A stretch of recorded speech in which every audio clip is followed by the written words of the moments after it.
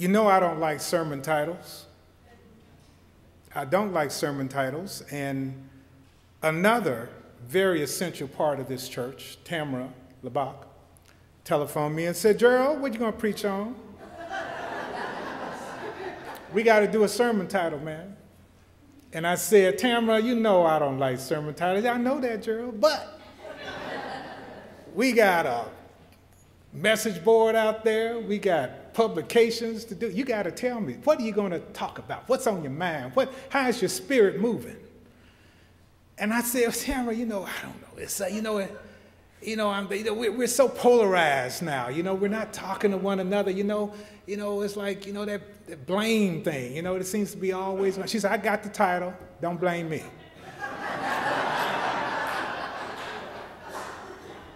She said, now you can preach on anything, and at the end, just say, don't blame me.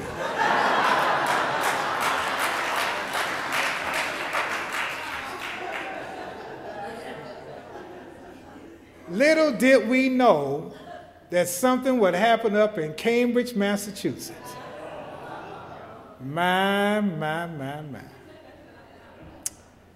So I said, you know, this is just symptomatic of what it is that is bugging me, so it must be what the Spirit is saying.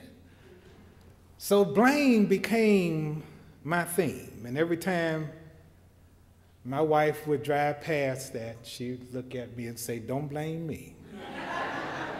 Whatever it is. But church, let me tell you something. We spend too much time blaming. We spend too much time pointing the finger.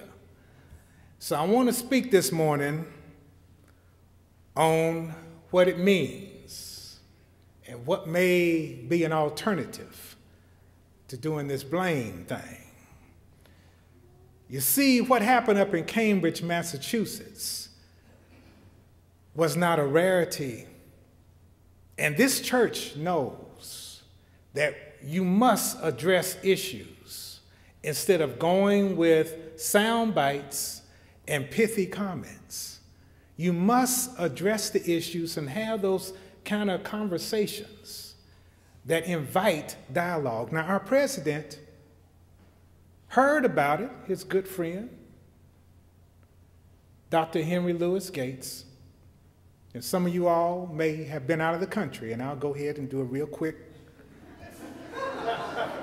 tell you what it was. It seems that Dr. Gates arrived from a trip abroad, and he was in a hurry to get in and get settled. He and his driver tried to do that. He couldn't get inside his house. So someone nearby, a neighbor, saw Dr. Gates and his friend, who were both African Americans, trying to get into this house and said, ooh, burglars. She telephoned the police. They finally got in, and Dr. Gates was reclined, enjoying that. And I think someone said he was on the phone, even with the landlord, trying to tell him, we got to get that door fixed, when the doorbell rang. He answered it, and there were police there from Cambridge. And they came in and said, you know, we've had a call, who are you? He responded with identification. It seems like that wasn't enough. The police officer said, well, maybe I need to call the Harvard police. At which point there became a dialogue that probably escalated into a place where neither one was hearing one another. The resulting act was an arrest for disorderly conduct for Dr. Gates.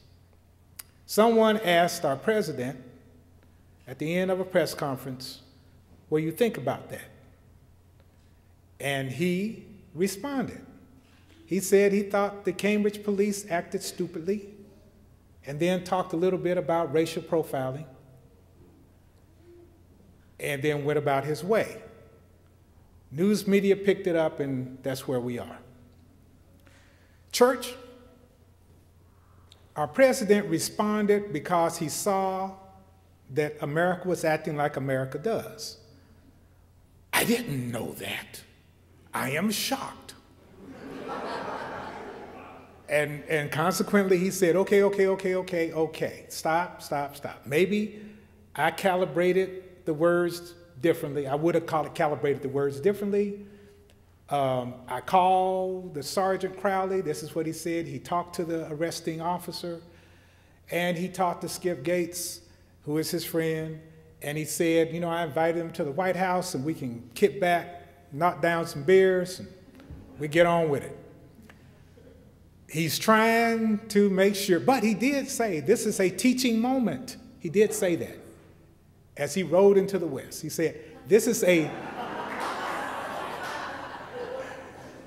he said, teaching moment as he rode away. Because he's saying, I've said enough, you all handle it. So who are the you all? That's us, church. We need to do some teaching moments. Now, this church knows what it takes to have courageous conversations. This church knows that you cannot run from the word race, that you must be present and you must listen. Now, church, here we go.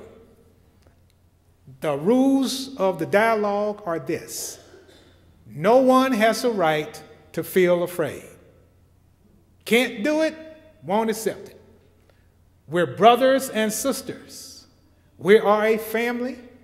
We are what folks want to be. Yes. All right?